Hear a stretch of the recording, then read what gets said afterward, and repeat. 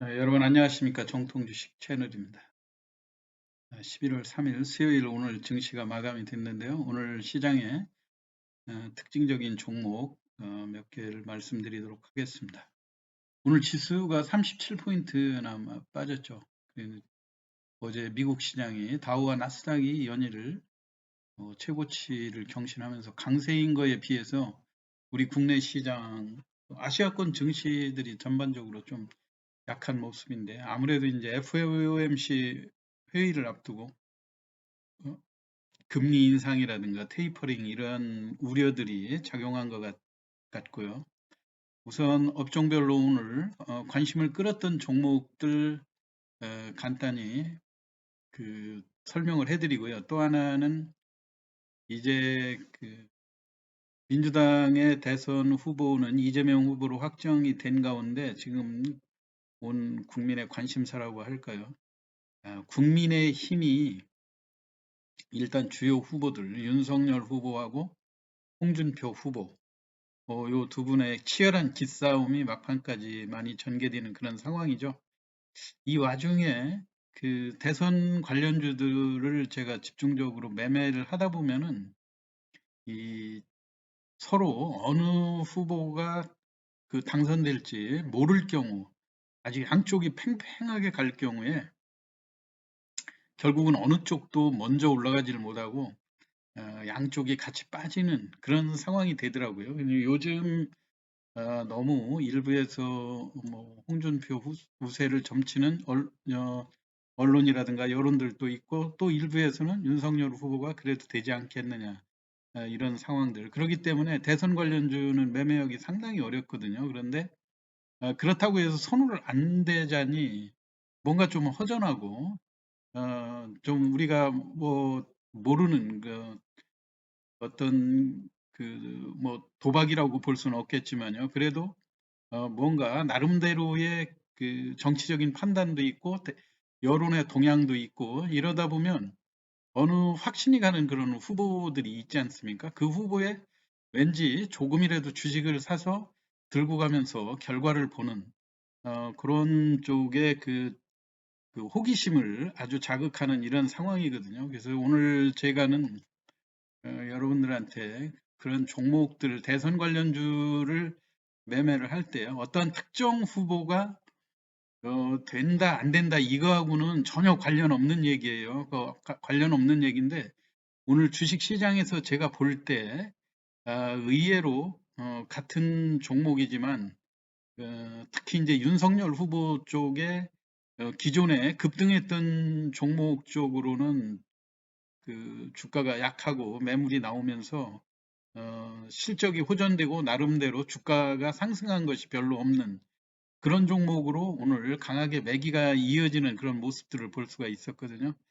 그 특징은 뭐냐면은 낙폭 과대주로 매기가 확산이 되는 그런 이야기는 뭔가 대선 관련주 어느 쪽에 본인의 판단으로 누가 될 거라는 이런 일부 확신도 있지만 또 하나는 만일에 내 예상이 빗나가더라도 피해를 덜 볼 그런 종목을 골라서 사는 현상들이 오늘 두드러지게 나왔거든요. 그래서 제가 시장에서 거래되는 양상이라든가 그다음에 주가가 기존에 지금 뭐 윤석열 후보 쪽에서 관련주로 많이 분류돼 가지고 나와 있던 종목 중에 대원전선이라든가 원익큐브 또 바이오로그 디바이스 제가 틈틈이 시황을 할 때 말씀드렸던 그런 종목들이거든요. 이런 종목들이 왠지 대선과 연관도 되면서 만약에 자칫 잘못해서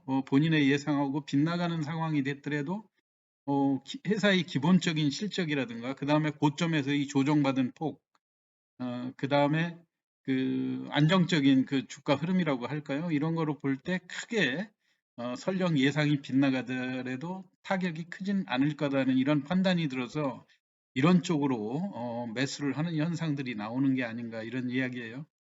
우선 오늘 요소수 부족 현상 이게 이제 뭐냐면은 이런 걸로 관련해 가지고 오늘 요소수 관련주들이 많이 주가가 움직였죠. 대표적으로 KG 케미칼, 또 휴캠스, 그다음에 롯데 정밀화학 이런 종목들이 비교적 안정적이면서 국내에 요소수를 공급하는 업체인데요. 화학주들은 우리가 롯데 정밀화학이라든가 이런 거에서도 알 수 있듯이 그 경기를 안 타고 안정적으로 고정적인 매출이 확보되는 그런 종목들이죠.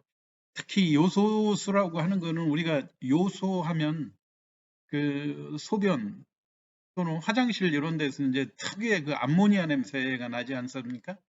근데 이게 이 석탄에서 암모니아를 추출해 가지고 생성되는 원료인데 비료의 원료로도 사용이 되고 또 매연 저감 장치에 질소 산화물을 제거하는 걸로도 이 필수적으로 쓰인다고 그러거든요. 그렇기 때문에 이 지금 우리 국내에서 요소수를 생산하는 롯데 정밀화학이라든가 휴캠스, KG 케미칼 등의 주가가 최근에 강하고 주가도 상승하는 이런 추세인데 이 원인은 뭐에 있냐면은 중국이 그 석탄 소비를 줄이다 보니까 이 암모니아 이 추출은 석탄에서 냄새 우리가 과거에 연탄을 뗄 때 연탄 가스라고 그래서 그런 그 냄새 같은 것들이 있지 않습니까? 거기에서 이제 암모니아를 추출하게 되는데 중국이 환경 문제 이런 걸로 석탄 소비를 줄이다 보니까 당연히 요소의 재고가 부족해지겠죠. 그러니까 국내에 있는 요소도 수출을 하지 말라 이렇게 수출 금지령을 내리다 보니까 이 요소가 품귀 현상이 일어나고 거래가가 급등했다고 그래요. 그래서 10리터당 평균적으로 12,000원 하던 게 최근에 10만 원대에도 구하기가 어렵다. 이걸로 인해서 오늘 그리고 이제 이런 그 요소수 관련주들 이런 것들이 일시적인 그 상황이 아니고요.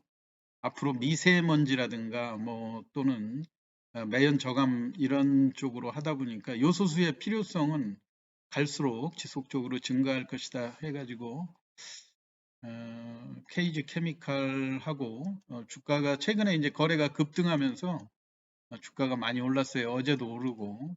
근데 이제 그 휴캠스도 마찬가지고 롯데 정밀화학 같은 경우 회사가 안정적인 재무 구조를 가지고 있는 회사들로 많이 알려져 있죠. 그렇기 때문에 이런 현상들이 아무래도 이제 중국이 동계올림픽 할 때까지는 지속적으로 석탄 소비를 줄여나갈 것이기 때문에 원재료에 있어서 요소수의 가격은 지속적으로 폭등하지 않겠느냐 이런 상황으로 관련주들이 주가 상승한 걸로 보여지고요.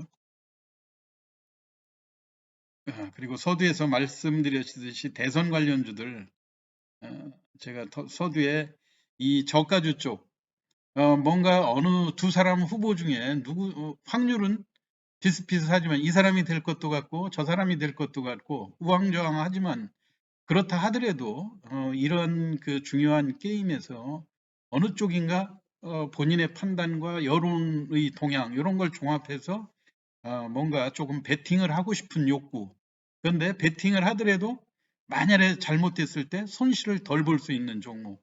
그런 종목으로 지금 그 오늘 특이하게도 대선 관련주들이 전부 다 약한 와중에 우선 대원전선 이 종목이 주가가 그런대로 아침부터 시종 일반 주가가 강하게 끝났거든요. 거래량이 한 120만 주 정도 되고 이 종목은 지난번에도 한번 주가가 시간 외에서 5% 넘는 그런 급등 현상을 보여주어 가지고 기대를 많이 갖게 했는데 이게 실제로 외국인들이 이렇게 매매를 할지는 모르겠어요. 보면 투자 주체별로 볼 때 외국인들이 에, 물론 이제 외국인들이라고 해서 그렇게 대범한 매매를 하고 정석 플레이를 하고 할 거를 기대하지는 않지만은요.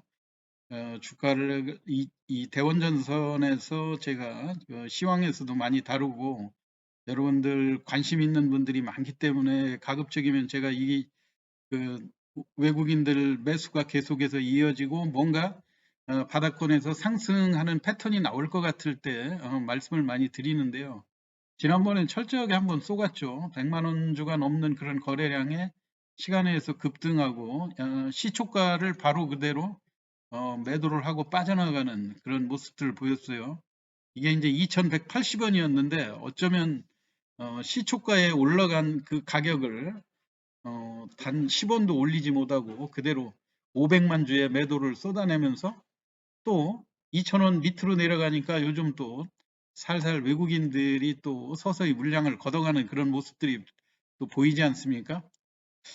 이런 종목들이 아무래도 음, 좀 위험 부담이 덜하다고 보는 거죠.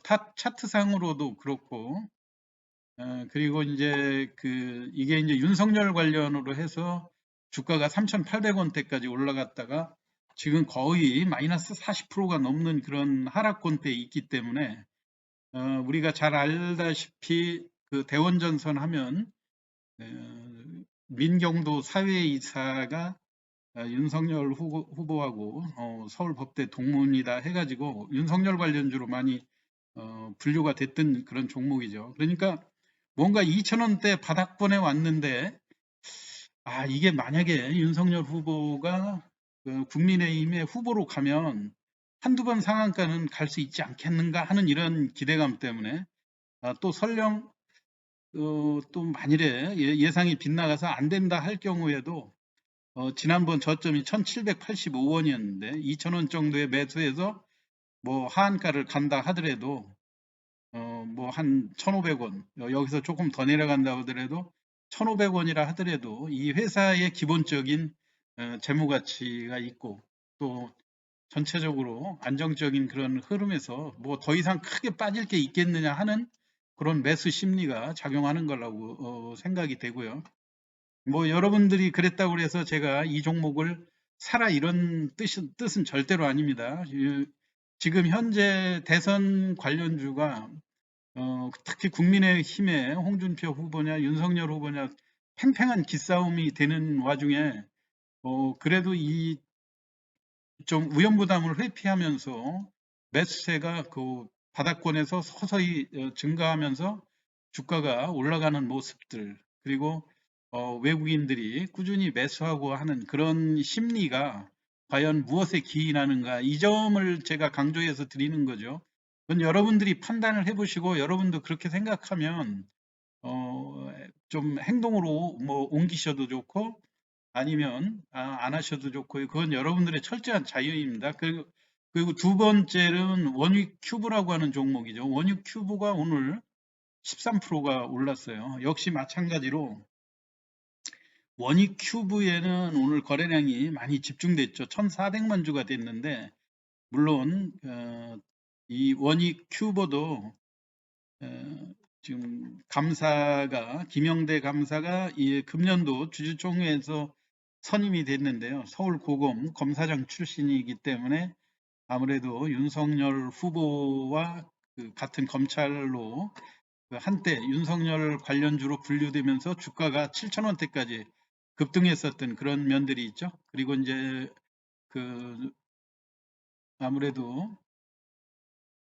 반도체 소재 관련주로 엮이면서 원익 그룹들이 주가가 강한 그런 상황에서 지난번에 고점 7,400원까지 갔다가 바닥권에서 서서히 벗어나면서 주가가 상승하고 있다고 하는 점. 그리고 오늘 같은 날 이제 대선 후보 결정이 내일 하루 선거를 끝나면 금요일 날 이렇게 결정되는 그런 상황에 있는데 막판에 와서 매수세가 이렇게 좀 쏠린다 하는 거는 뭔가 좀 이 거래량이라든가 이런 측면 그리고 또 주가가 고점에 비해서 많이 하락한 이런 측면들을 보면 개인들의 매수세를 유인하기에 충분한 그 유인 효과가 있지 않나 이렇게 생각이 돼요. 특징적인 거는 3,000원 미만에서 4,000원 미만에 4,600원 여기에서 외국인들이 매수했던 거를 외국인들이 최근에 매도를 하고 이 물량을 개인들이 받는 그런 모습이 됐죠. 아무래도 이제 이런 그 투기성에서 볼 땐 개인들이 더 강하니까 이런 종목으로 집중을 한 것 같고요. 뭐 원익 큐브도 그 실적도 괜찮고, 이게 이제 원익 큐브가 반기에 이번에 거래소를 통해서 공시한 그 실적 보고서인데요. 작년에 1950억의 매출인데도 금년에 반기에 1270억의 매출을 일으켰다고 하는 점이고, 이미 그 반기 영업이익이 92억이나 발생하지 않았습니까?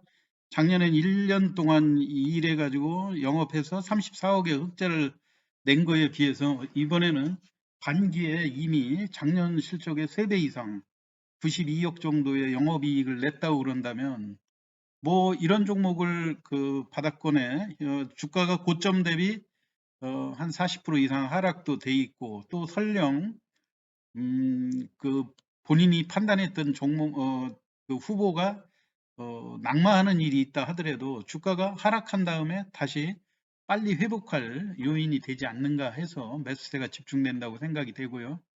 두 번째는 또 바이오로그 디바이스라고 하는 종목이죠. 지난번에 제가 또 한번 설명을 드렸었는데요. 바이오로그 디바이스도 마찬가지로 그 비강의 그 코에다가 분사하는 코로나 치료제, 이런 것들이 FDA 승인 신청도 하고 유럽이라든가 이런 데 지금 판매에 나서고, 한때 이게 아마존의 그 판매 품목으로 리스트에 올라간다, 이런 뭐 뉴스 보도들도 있었고요.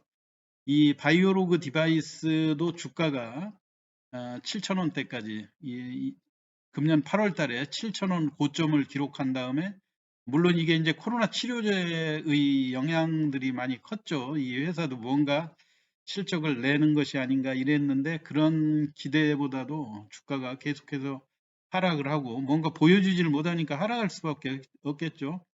근데 이제 2,800원을 장기 바닥으로 해서 최근에 거래량이 점증하면서 올라가고 있다.